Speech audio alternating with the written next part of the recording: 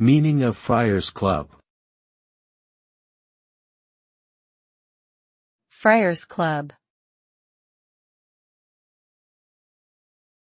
Friars Club. Friars Club.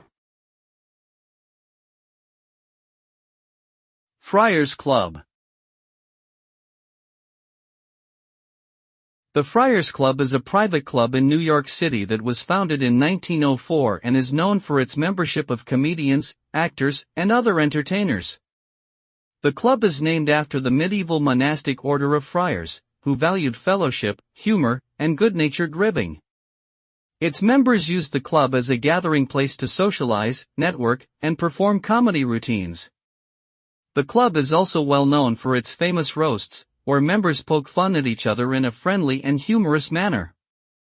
Overall, the Friars Club is a symbol of camaraderie and laughter within the entertainment industry.